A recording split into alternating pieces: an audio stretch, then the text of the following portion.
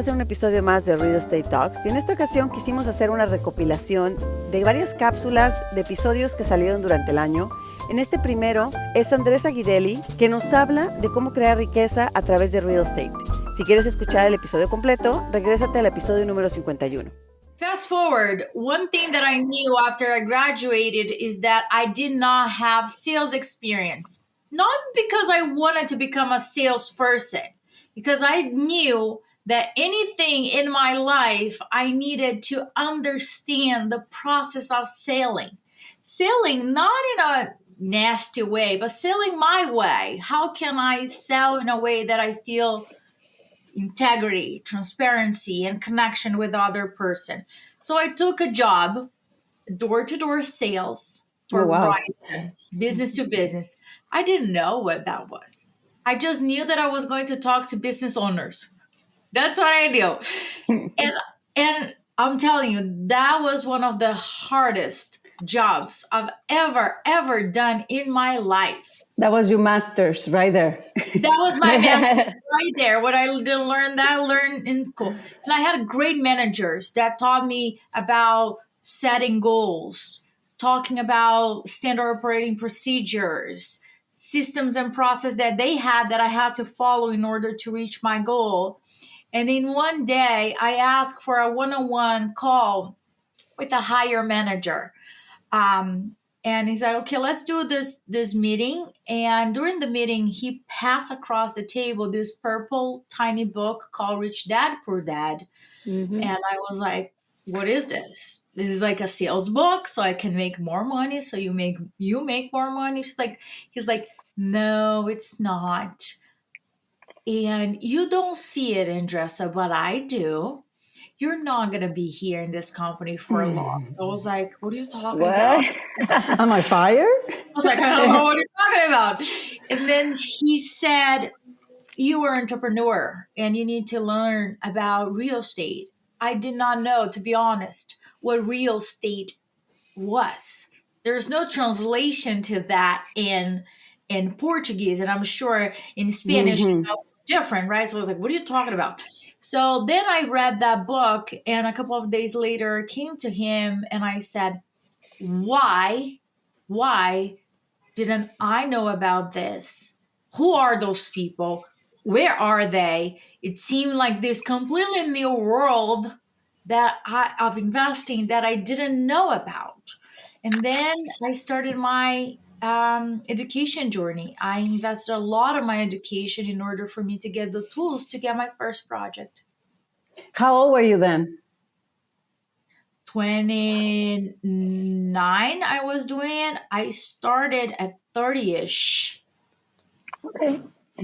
Yeah, they say it's never late to start, right? So sometimes, how did you feel at that time? Like, you feel like, oh my God, if I knew, because that has happened to me recently, that I've been doing this full time. Like, I'm like, oh my gosh, if I knew what I know now 10 years ago, oh my God, I would be like, I would have this portfolio, blah, blah, blah, blah. But I always think now is better than tomorrow, right? Yeah. I was really resentful for, say, I just paid $75,000 and they didn't talk to me about what a P&L is, what it is to invest in a property, what cash flow is. We didn't talk about that. So why are we talking about that? And I understood that I needed to learn a lot about investing and unlearn a lot about how I was dealing with my future life, and understand that anything in terms of real estate is an investment. So we bought, my ex-husband and I, we bought our first property, right? And I remember that first offer, we lost a lot of offers, but I studied the market. And for all the listeners, one thing that you got to do before you go to see a house, you really need to know the market as the palm of your hand.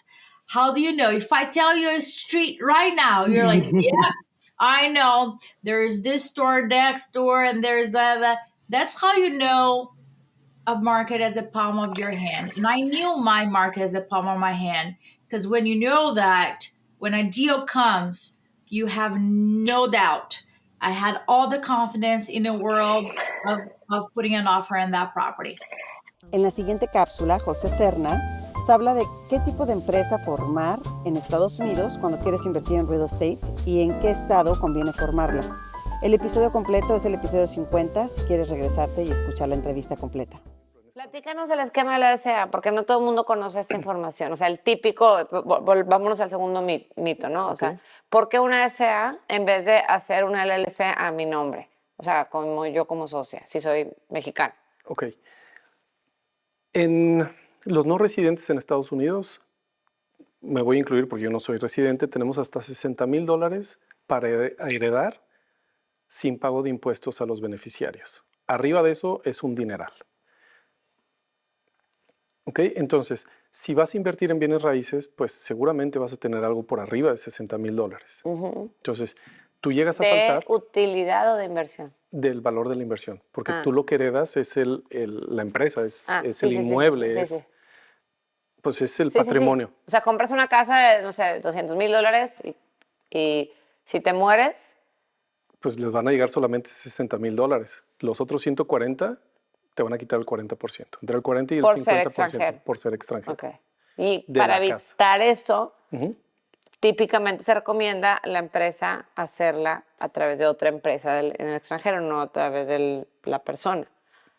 Ok, pero como quiera, este es uno de los mitos de, ok, yo voy a ser el dueño como persona física de la empresa que va a ser dueña del bien raíz. Ajá. Al final de cuentas, tú tienes acciones de una empresa que vale $200,000 porque eso vale la casa. Y eso es lo que vas a heredar. Entonces, cuando cambies de titulares o de dueños de las participaciones, van a decir, bueno, estás heredando $200,000, otra vez, $140,000, lo partimos, una parte va para el IRS y una parte para tus beneficiarios. Entonces, tampoco es esa la forma de hacerlo. Sí puede ser, dependiendo de tus hijos, si son residentes, ¿tus hijos son mexicanos igual que tú? Sí, mis hijos son mexicanos igual que yo. Una SA mexicana, que es una dueña al 100% en Estados Unidos. Voy a hacer ahí otro paréntesis. En Estados Unidos, las empresas sí pueden tener un solo dueño. ¿Okay? Entonces, la SA mexicana va a ser dueña al 100% de la empresa en Estados Unidos. Y me dicen, oye, pero es que yo ya tengo el dinero en Estados Unidos, lo tengo que pasar por México y luego de México subirlo a la LLC y luego invertir en los fondos. La respuesta es no necesariamente. Se pueden hacer de otras formas y hay que ver las características de ese movimiento. Okay. Ya son movimientos como contables. Pero lo puedes mover directamente de Estados Unidos a tu empresa y al fondo. Entonces, esa parte le puedes dar la vuelta, por así decirlo. Esa es la típica.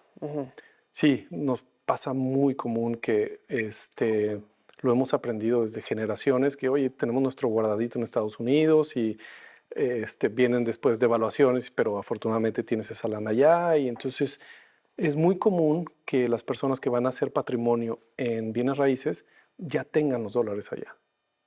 Sí, yo lo veo todo el tiempo. Es súper Ya común. los tienen allá, pero en una cuenta de nombre de ellos. Y te quieren invertir con eso, pero pues lo más adecuado, por lo que estamos hablando, es hacerlo a través de una empresa, ¿no? Sobre todo si eres extranjero. Exacto. Extranjero. Y bueno, ¿qué pasa regresando al tema de sucesiones testamentarias? Tienes la SA acá, tú llegas a faltar y lo que vas a heredar es en México acciones de esta empresa y entonces haces los cambios porque quien opera es la SA, no las personas físicas dueñas de la SA. Son términos un poquito más técnicos, pero me estoy yendo como muy, muy simples para explicar la estructura. Pero básicamente así es como funciona. Y luego antes, yo te interrumpí y te dije, explícame la típica, que es esta la que me estás diciendo, para evitar esto. Y tú decías, pero si tienen algún hijo extranjero, ahí cambia. Sí, porque, por ejemplo, si tus hijos son residentes en Estados Unidos, nacieron en Estados Unidos, tienen su pasaporte y demás, ellos pueden recibir hasta $26 millones de donaciones de sus papás. Entonces, es más eficiente el tema de que el papá... Aunque el papá sea extranjero, claro, aunque el papá sea extranjero, por el hecho de que el hijo sea residente o ciudadano americano, si llega a faltar el papá o la mamá, como su heredero o heredera son americano o americana, no les aplica este tema. Exacto. Ah, mira, qué interesante. Y como, sí, o sea, esa parte es como de las... Cuando había veces que a ti y a mí yo creo que nos tocó de que teníamos amigos que nacieron en Estados Unidos y pensábamos que era para las escuelas. Y que hoy que crecemos y vemos eso, dijimos, para las escuelas está mucho mejor hacer patrimonio allá a esas tasas de impuestos. La siguiente cápsula es parte del episodio 54, donde Lala y yo hablamos de lo que significan los impuestos de propiedad, cómo apelarlos y cómo ahorrar. Queríamos hablar, Lala y yo, de algo que nos ha pasado porque hemos tenido preguntas de clientes las últimas semanas de todo lo que es relacionado con impuestos de propiedad. Entonces queremos un poquito explicar para los que acaban de comprar casa, ya sea de inversión o donde están viviendo, qué es esto de impuestos de propiedad y cómo se lleva a cabo, ¿no? Es correcto. A lo mejor es algo ya conocido para quienes ya cuentan con una propiedad en Estados Unidos. Cabe aclarar que lo que vamos a platicar aquí corresponde al estado de Texas. En Estados Unidos, cada estado se maneja diferente. Seguramente habrá similitudes, ¿no? Pero es importante hacer esa aclaración, ¿no? Sí, porque es una de las cosas que Texas tiene, que no pagas el impuesto del income, pero nos recompensamos un poco con el impuesto de propiedad. Entonces, la gente que luego llega de estados como California, donde no está acostumbrado a tener este impuesto alto de propiedad o relativamente alto, porque para otros estados el income es más alto, a veces se encuentran con que, wow, yo no contaba con que me iba a cobrar tanto o me iba a subir tanto, porque es otra cosa que está pasando en el centro de Texas, que en los últimos años han subido tanto las propiedades a un % tan pues alto de un año a otro que los condados están tratando de catching up con este incremento, ¿no? Correcto. Yo recuerdo cuando compré mi casa, que tú me ayudaste a comprarla, de un año para otro nos subieron los impuestos comparado al precio de lo que estuvieron pagando los antiguos dueños, un 40% de lo que teníamos estimado, ¿no? Y fue así mi marido de que, ¿what? Sí. No, digo, era de esperarse porque justo compramos en el momento del boom después de COVID, que las propiedades empezaron a prácticamente duplicar su valor, ¿no? Entonces va alguien del condado, ¿no? Un appraiser normalmente, y hace sus estimaciones de cuánto vale la casa. Y en base a eso le asignan un porcentaje, un rate, que tengo entendido que cada condado tiene un rate diferente, ¿no? Sí. Que va asignado a diferentes rubros. Exactamente, ¿no? Aunque escuela, utilities, todos los servicios. A las afueras de la ciudad existe lo que se llaman los MUDs o los PIDs, que son Municipal Utility Districts, entonces un % va a eso. Por eso los porcientos son diferentes, entre un 2 o 3% de acuerdo al condado en el que estés, pero sí varía. Que sí es importante saber eso. Justo la semana pasada estuve con un inversionista en San Antonio viendo casas y estábamos comparando entre una casa entre Bernie y otra entre San Antonio y el rate era diferente. Me decía, oye, pero ¿por qué si la casa de esta San Antonio vale menos? ¿Por qué? Porque estamos sacando el costo completo de la inversión, ¿no? No nada más el costo de lo que te va a costar comprar la casa. Y pues sí, porque el condado de San Antonio tenía un rate más alto que el condado de Bernie, ¿no? Entonces es bien importante antes de que vayan a hacer una adquisición de una propiedad de inversión o para ustedes, revisar cuál es ese tax rate que les corresponde. Ojo, aquí, lo padre es que toda la información está pública completamente, ¿no? Entonces la pueden obtener de una forma muy fácil. Lo que no pueden adivinar o saber con exactitud es cuánto va a estimar el condado que vale su casa en ese año. Exacto. Y otra cosa también a considerar, sobre todo en tu caso, Lala, que te cambiaste y dices, me subió 40%. Te sube tanto porque cuando se hace la venta de una casa es como un trigger y es la oportunidad de los condados de hacer un catching up, de ponerse al nivel de lo que está. Porque, por ejemplo, en tu caso, los anteriores tenían homestead y como homestead, el condado no te puede subir más que 10% anual. Entonces, por más de que año con año haya subido más de 10% anual, esperaron a la venta para entonces decir, bueno, pues los que estaban pagando antes no están ni cerquita de lo que realmente vale esa casa. Entonces, ahí es donde hacen los condados como el catch-up, ¿no? Y viene como que el trancazo para los nuevos, ¿no? Claro. Aquí te voy a poner un ejemplo. Digo, nada más para traducir lo que acabas de decir con un ejemplo. Tú compras una casa de $100,000 o una casa que valía $100,000 y tú ves que los años anteriores, tú lo puedes revisar, esa información pública en los tax records del county, inclusive en Zillow, los que conocen Zillow para ver el valor de las casas, estás viendo que están pagando, que les están incrementando 10% año con año el valor de la casa. Y en base a ese valor les van a asignar ciertos impuestos que tienen que pagar. Es porque si los que viven ahí es su primary home, no es una casa de inversión, pues está topado, ¿no? Entonces el gobierno te apoya para que no te... Sí. No pase lo que te pasó a ti, que un 40% de un día para otro. Pero cuando tú compras la propiedad, es lo que dice Gaby, entonces el condado ve que esa casa vale 100, pero cuando las personas que la habitaban, los que vendieron, la compraron, valía 50, por decirte algo, son números al aire. Dicen, no, pues estuvieron estos últimos 7 años nada más incrementando en un 10%, pero realmente estos últimos 7 años esa casa de 50 ya estiman que más o menos valía 80 o 100 o 110. Entonces el county es cuando pone el valor que con el appraiser, que es hace el avalúo de la casa, y es donde se pone el nuevo tax rate, ¿no? Y ya después a nosotros lo que nos hicimos aquí, bueno, obviamente yo inmediatamente cuando compramos la casa aplicamos para el homestead exemption para que los años consiguientes, pero ya con esa basecita que nos subieron, no subiera más del 10%, ¿no? Sí, eso es muy importante aclarar. El homestead es una palabra que se maneja muchísimo, nosotros la decimos muchísimo porque lo que significa es que tú te cambias una casa, vas a vivir en ella, vas al condado o mandas una forma electrónicamente al condado y le dices, yo voy a vivir en ella. Entonces, lo más que me puede subir es el 10% anual. Más otros beneficios que pasaron en la última reforma de ley, que fue en noviembre, como por ejemplo, antes te descontaban con un homestead un $40,000 de tu casa. Ahora con la nueva ley te descuentan $100,000. Entonces eso es muchísimo. Si tu casa vale $300,000, ya nada más vas a pagar impuestos bajo $200,000. Por eso es tan importante hacer tu homestead exemption con el condado inmediatamente cuando te cambies. Antes había un plazo que nada más era los primeros meses del año. Ahorita ya es a cualquier mes que te cambies, puedes hacer esto. Lo único que te van a pedir es identificación del estado de Texas o de la casa donde estás viviendo. O sea, ya me cambié, ahora ya fui por mi licencia, ya la puse con esta dirección nueva, ya estoy viviendo aquí, ahora sí ponme mi marca del homestead. En la siguiente cápsula, Andrés Bustamante nos cuenta cómo él inició invirtiendo en real estate haciendo house hacking. Si quieres escuchar la entrevista completa, es el episodio número 56.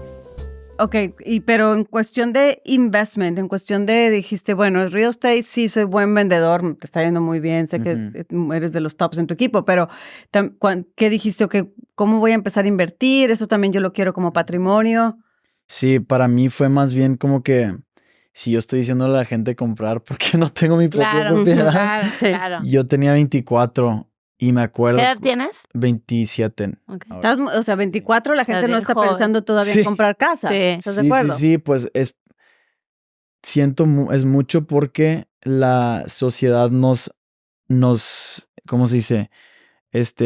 Conditions us. Sí, te pone unas condiciones o... De que no te toca todavía. Sí. 24 años todavía estás muy chico. Es la sociedad, pero pues es como que quieres ser como todos o quieres educarte y aprender. Entonces para mí era como que cuando tenía 22 me dijeron, no es posible comprar a tu edad por esto y esto. Y era como que, ok. Pero luego a los 24 me empecé a educar, juntarme con Diego, con Víctor, con toda la raza de real estate. Y dije, no, pues es posible. Puedo comprar una casa con un enganche de 3%. La hipoteca yo no la tengo que pagar yo solo. Entonces compré una casa de 4 recámaras, 3 baños y medio, viví en un cuarto, renté los otros 3 y me pagó toda la hipoteca. Okay. Me estaba sacando... El famosísimo house hacking. Sí, exacto, el house hack. Y me estaban dando $200 de cash flow. Aparte, todavía te sobraba para tus chicles. Sí, literal. Entonces, así empecé con lo de la inversión, pero sí era como que pues sí, la sociedad siempre te va a decir de que hace esto. Y es como que, look, edúcate primero y luego de ahí puedes decir, ok, ¿estoy de acuerdo con esto o no?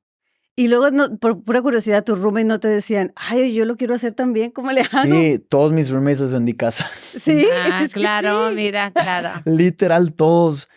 Pero lo padre aquí, como estamos hablando de real estate, imagino que su podcast es para realtors y inversionistas y todo eso. Para todo mundo que quiera entrar. Es más, mucha gente me dice, no, es que yo soy abogada, yo no quiero ser real estate investor.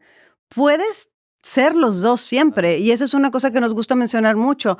No tienes que dedicarte a esto 100%, pero es algo que puedes dejar de patrimonio para tus hijos y algo que va a vivir para muchos años. Entonces puedes ir adquiriéndolo teniendo tu W2. O sea, yo, por ejemplo, estuve en una corporación por muchísimos años, en Corporate America. Yo así fue como me fui haciendo de mis rentals. Poco a poco, con hipotecas normales, tradicionales, ponía el famoso BRRRR y así fue como me fui haciendo de mis rentas. Yo nunca me consideré real estate investor hasta que ya llegó un momento que dije, bueno, ahora quiero ser realtor y también ser las dos partes de la moneda. Pero sí, todo el mundo. El objetivo aquí es básicamente educar, ¿no? En la importancia de la inversión y es a largo plazo y para que cualquier persona que se dedique a lo que se dedique tenga las herramientas necesarias para empezar a invertir o continuar invirtiendo o invertir de una mejor manera en bienes raíces en Estados Unidos, ¿no? Sí, no, pues una súper oportunidad. Y lo que a mí me tocó mucho eran casas nuevas, new builds. Uh-huh. Entonces, cuando el mercado estaba loquísimo, se tenía que competir mucho, lo que hacía yo es pones un depósito y ya te dan la casa.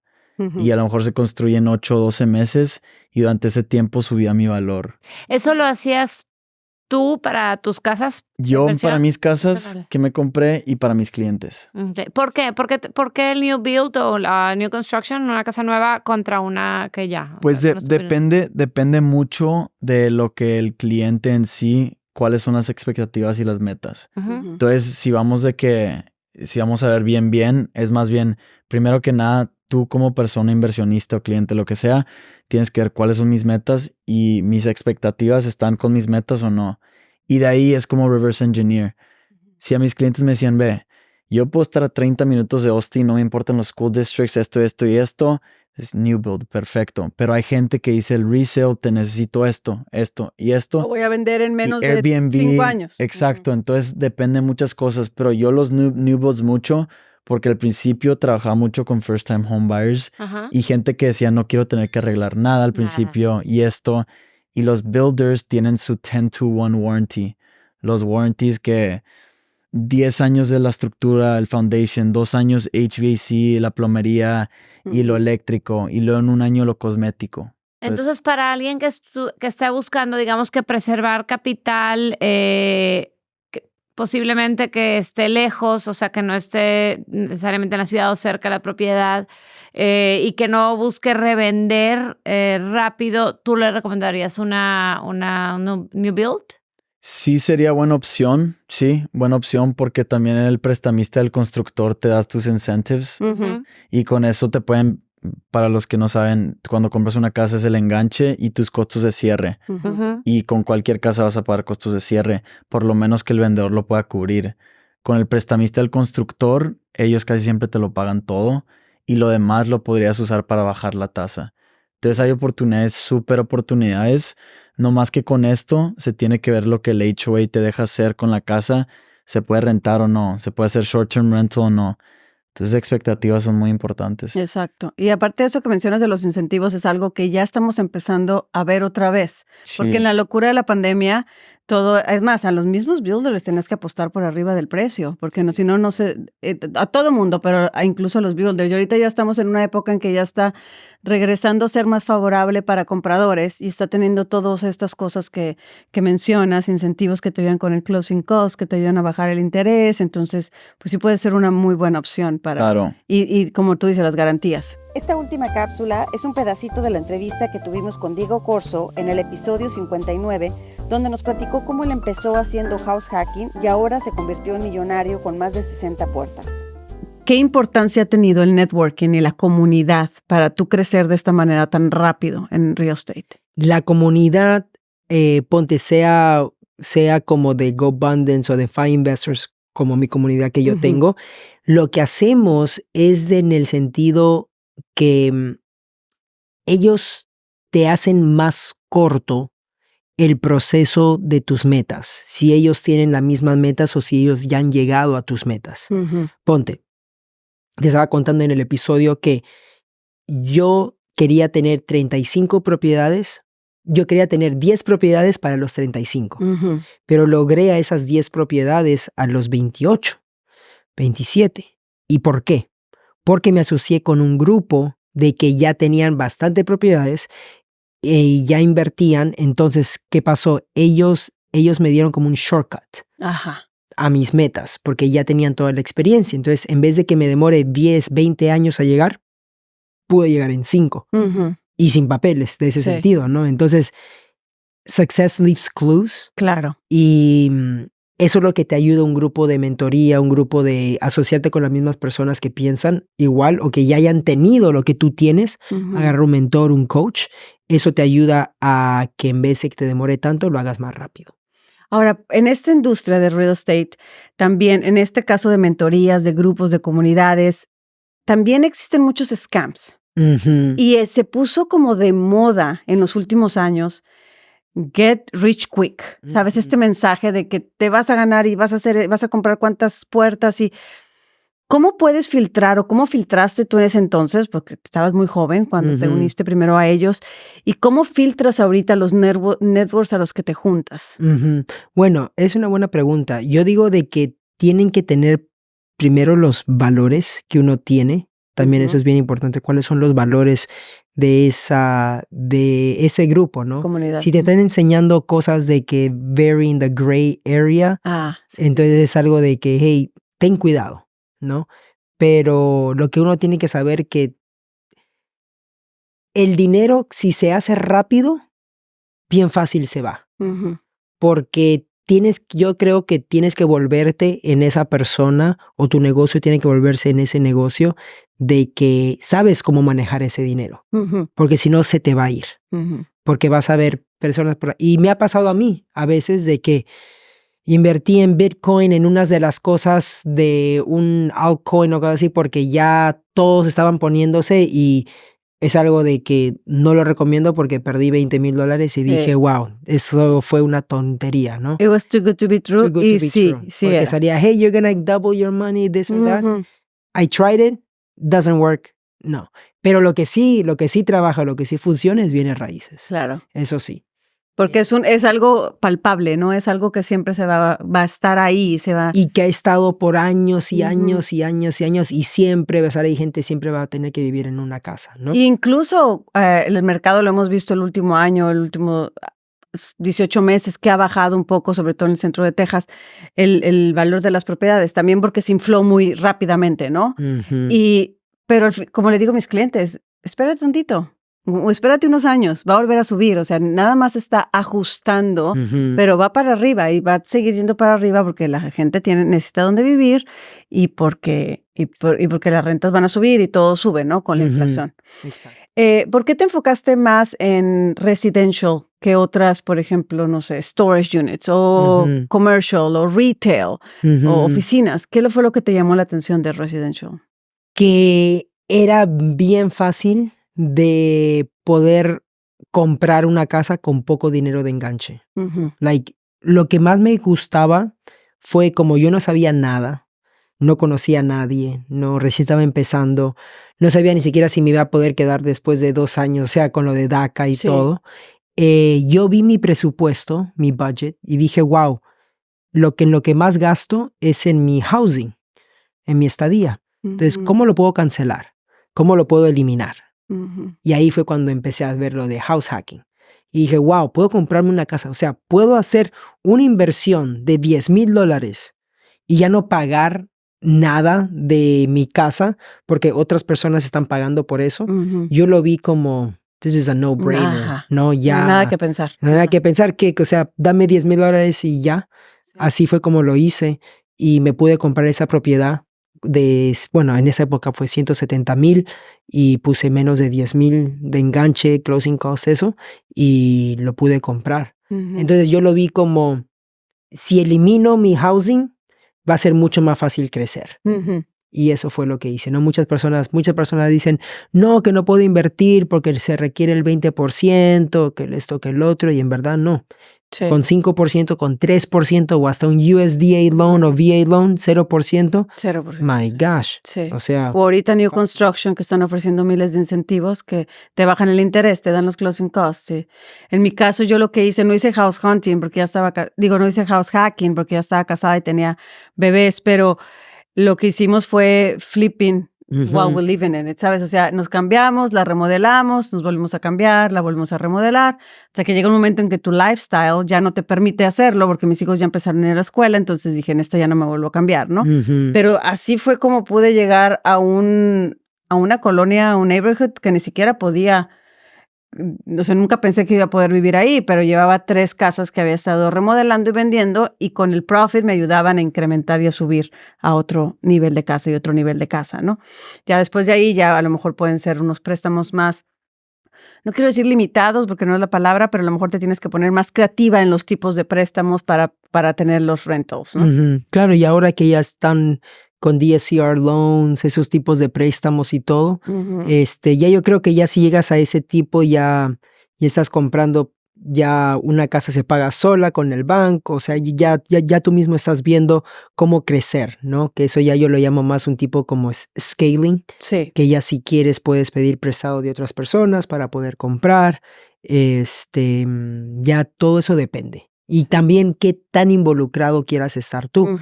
Porque a veces la gente dice, oh, yeah, I'm gonna be passive income. Y no, yo creo que en bienes raíces no hay un tipo Nada de es passive pasivo. income porque siempre hay una que otra cosita que hacer, ¿no?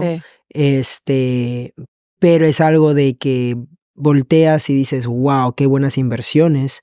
No es algo que voy a comprarme 50 propiedades y voy a irme a una isla Y no para trabajar divertir, jamás. no trabajar, claro. O sea, es algo de que tienes que estar ahí un poquito, por lo menos viéndolas. Se llama como más asset management. No necesitas property management, pero tú te vuelves como un asset manager, ¿no? Y Viendo son tus como inversiones. tus hijos, los tienes que tener al alcance de la vista, porque pues al final y al cabo, si el property management no está haciendo buen trabajo, tienes que reemplazarlo, es tu dinero, es tu inversión y es tu futuro. Entonces, no completamente desligarte de ello. Aunque puedes tener personas, imagino, tú no vas a tus Airbnbs en las montañas constantemente, pero tienes gente de confianza allá. Exacto. Si llegaste hasta aquí es porque te gustó la información y estás interesado en invertir en real estate en Estados Unidos. Para esto hemos creado un entrenamiento que te va a simplificar este camino, ya sea que seas un inversionista por primera vez o que seas un inversionista sofisticado. En la descripción de este episodio está la liga que te llevará a este entrenamiento. O bien búscanos en Instagram como @invierte_con Lala y Gaby y comenta con la palabra invertir en cualquiera de nuestras publicaciones y así te mandamos la liga a este entrenamiento. Muchísimas gracias por habernos escuchado. Nos vemos en el siguiente. Escucha un episodio nuevo de Real Estate Talks cada semana. En tu plataforma favorita para escuchar podcasts. Ponte en contacto con nosotros en lalaagaby.com.